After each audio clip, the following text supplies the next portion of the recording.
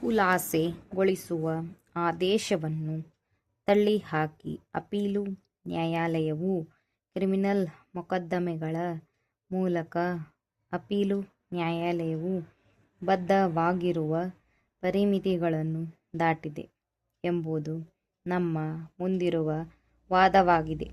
ಅಧಿನಿಯಮದ 138ನೇ ಪ್ರಕರಣದ ಅಡಿಯಲ್ಲಿನ ವ್ಯವಹರಣೆಗಳು ಕ್ರಿಮಿನಲ್ ಸದೃಶ ವ್ಯವಹರಣೆಗಳಾಗಿವೆ.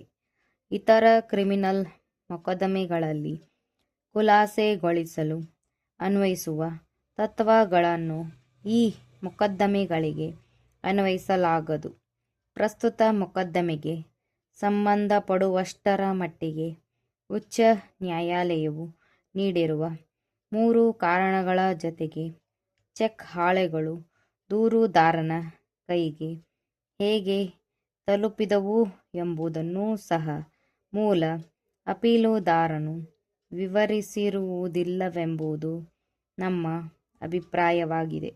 ದೂರುದಾರನು ಮೂಲ ಅಪೀಲುದಾರನ ಕಚೇರಿಗೆ ಭೇಟಿ ನೀಡುತ್ತಿದ್ದುದರಿಂದ ಆತನು ಅವುಗಳನ್ನು ಪಡೆದುಕೊಂಡಿದ್ದಾನೆ ಎಂಬುದಾಗಿ ದೂರುದಾರನ ಪಾಟಿ ಸವಾಲಿನಲ್ಲಿ ಕೆಲವು ಸುಳಿವುಗಳನ್ನು ನೀಡಲಾಗಿದೆ ಎಂದು ವಾದಿಸಲಾಗಿದೆ.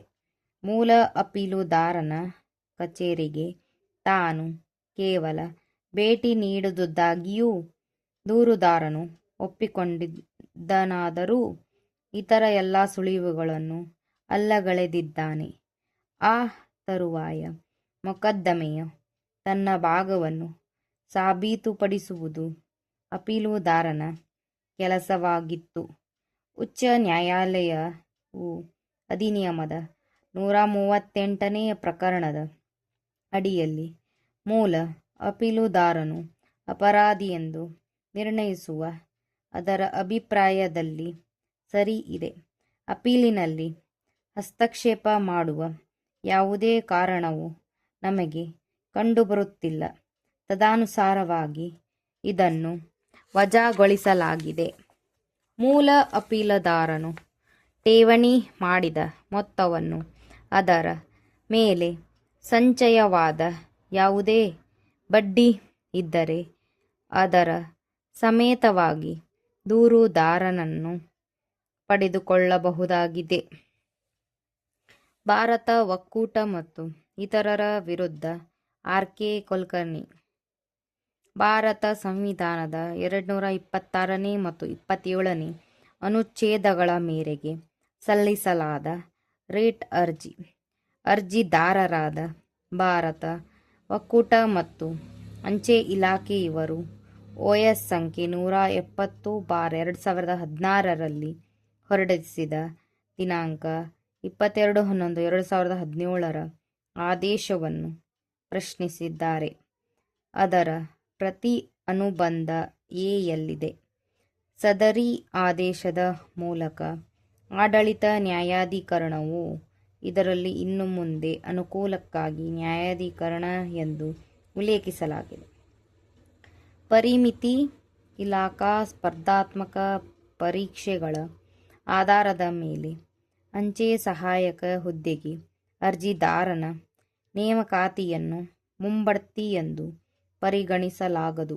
ಆದರೆ ನೇರ ನೇಮಕಾತಿ ಪ್ರಕರಣವೆಂದು ಪರಿಗಣಿಸಬಹುದು ಎಂದು ನಿರ್ಣಯಿಸಿ ಮೂಲ ಅರ್ಜಿಗೆ ಅನುಮತಿ ನೀಡಿದೆ. ಅರ್ಜಿದಾರಳು 2 ಆರ್ಥಿಕ ಮುಂಬಡ್ತಿಗಳನ್ನು ಎಂದರೆ, ಮೊದಲನೆಯದಾಗಿ 16 ವರ್ಷಗಳ ಸೇವೆಯನ್ನು ಪೂರ್ಣಗೊಳಿಸಿದ್ದರ ಆಧಾರದ ಮೇಲೆ ಸಮಯಬದ್ಧ ಒಂದು ಮುಂಬಡ್ತಿಯನ್ನು ಮತ್ತು ಎರಡನೆಯದಾಗಿ ಅಂಚೆ ಸಹಾಯಕ ವೃಂದದಲ್ಲಿ 26 ವರ್ಷಗಳ ಸೇವೆಯನ್ನು ಪೂರ್ಣಗೊಳಿಸಿದ್ದರಿಂದ ದ್ವೈವಾರ್ಷಿಕ ವೃಂದ ಪರಿಷ್ಕರಣೆ ಯೋಜನೆ ಅಡಿಯಲ್ಲಿ ಇನ್ನೊಂದು ಮುಂಬಡ್ತಿಯನ್ನು ಪಡೆದಿದ್ದರಿಂದ ಮೂರನೇ ಪರಿವರ್ತಿತ ನಿಶ್ಚಿತ ವೃತ್ತಿ ಪ್ರಗತಿ ಯೋಜನೆ. ಇದನ್ನು ಇನ್ನು ಮುಂದೆ ಅನುಕೂಲಕ್ಕಾಗಿ MAPC 3 ಎಂದು ಉಲ್ಲೇಖಿಸಲಾಗಿದೆ. ಹಕ್ಕುಳ್ಳವನಾಗಿ ಮಾಡಲಾಗುತ್ತದೆ. ಪರಿಯೋಜನೆಗಳನ್ನು ಆಕೆಯು ದಿನಾಂಕ 1/9/2008 ಅಥವಾ ನಂತರದ ದಿನಾಂಕದಿಂದ ಜಾರಿಗೆ ಬರುವಂತೆ ಅಂಚೆ ಸಹಾಯಕಳಾಗಿ 30 ವರ್ಷಗಳ ಸೇವೆಯನ್ನು ಪೂರ್ಣಗೊಳಿಸಿದ ಆಧಾರದ ಮೇಲೆ ಪಡೆಯಲು ಹಕ್ಕುಳ್ಳವಳಾಗಿದ್ದಾಳೆ. ತದನುಸಾರವಾಗಿ ಇದರಲ್ಲಿನ ಅರ್ಜಿದಾರರಿಗೆ ಅಂಚೆ ಸಹಾಯಕರಾಗಿ 30 ವರ್ಷಗಳ ಸೇವೆಯನ್ನು ಪೂರ್ಣಗೊಳಿಸಿದ ಆಧಾರದ ಮೇಲೆ ಅಥವಾ ದಿನಾಂಕ 1/9/2008 ಜಾರಿಗೆ ಬರುವಂತೆ ಅಥವಾ ಸದರಿ ಆದೇಶದ ಪ್ರತಿಯನ್ನು ಸ್ವೀಕರಿಸಿದ ದಿನಾಂಕದಿಂದ 2 ತಿಂಗಳ ಅವಧಿಯೊಳಗೆ ಅನ್ವಯವಾಗುವ ದಿನಾಂಕದಿಂದ MAPC 3 ಯೋಜನೆ ಅಡಿಯಲ್ಲಿ ದಿನಾಂಕ 3ನೇ ಆರ್ಥಿಕ ಮುಂಬಡ್ತಿಯನ್ನು ಅರ್ಜಿದಾರರಿಗೆ ಮಂಜೂರು ಮಾಡಿ ಅಗತ್ಯ ಆದೇಶಗಳನ್ನು ನೀಡಲು ಇದರಲ್ಲಿನ ಅರ್ಜಿದಾರರಿಗೆ ನಿರ್ದೇಶನವನ್ನು ನೀಡಲಾಯಿತು. ಅಲ್ಲದೆ ಸದರಿ ಅವಧಿಯೊಳಗೆ ಎಲ್ಲ ತತ್ಪರಿಣಾಮದ ಪ್ರಯೋಜನಗಳನ್ನು ಬಿಡುಗಡೆ ಮಾಡುವಂತೆ ಇದರಲ್ಲಿನ ಅರ್ಜಿದಾರರಿಗೆ ನಿರ್ದೇಶನವನ್ನು ನೀಡಲಾಯಿತು. ಇದರಲ್ಲಿನ ಪ್ರತ್ಯರ್ಜಿದಾರರನ್ನು ಇಲಾಖಾ ಸಿಬ್ಬಂದಿ, ಮಾರಾಟಗಾರ, ಪೋಸ್ಟ್ಮ್ಯಾನ್ ಆಗಿ ದಿನಾಂಕ 25/10/2023 ಜಾರಿಗೆ ಬರುವಂತೆ ಆಯ್ಕೆ ಆಧಾರದ ಮೇಲೆ ನೇಮಕ ಮಾಡಲಾಯಿತು. ಆ ತರುವಾಯ ಆಕೆಯ ಪರಿಮಿತ ಇಲಾಖಾ ಸ್ಪರ್ಧಾತ್ಮಕ ಪರೀಕ್ಷೆ ಇನ್ಮುಂದೆ ಇಲಾಖಾ ಪರೀಕ್ಷೆ ಎಂದು ಉಲ್ಲೇಖಿಸಲಾಗಿದೆ ಹಾಜರಾಗಿ ಆಕೆಯನ್ನು ದಿನಾಂಕ 25/3/1978 ಅಂಚೆ ಸಹಾಯಕರಾಗಿ ನೇಮಕ ಮಾಡಲಾಯಿತು.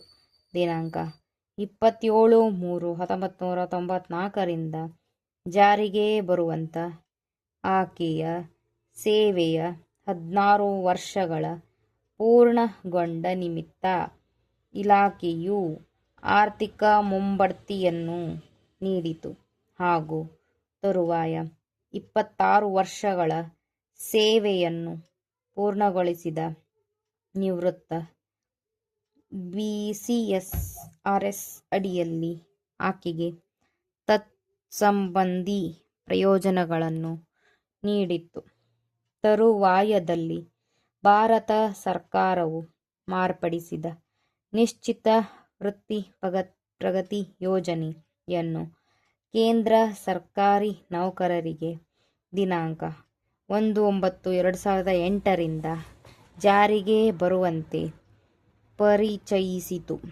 ಸದರಿ ಯೋಜನೆಯ ಪ್ರಕಾರ 10, 20, 30 ವರ್ಷಗಳ ಸೇವೆಯನ್ನು ಪೂರ್ಣಗೊಳಿಸಿದ ನಂತರ ಪ್ರತಿಯೊಬ್ಬ ಅರ್ಜಿದಾರ ಇಲಾಖೆಯು ದಿನಾಂಕ 1/9/2008 ಜಾರಿಗೆ ಬರುವಂತೆ TBOP BCR ಯೋಜನೆಗಳಿಗೆ ಬದಲಾಗಿ ಇದನ್ನು ಅಳವಡಿಸಿಕೊಂಡಿತು.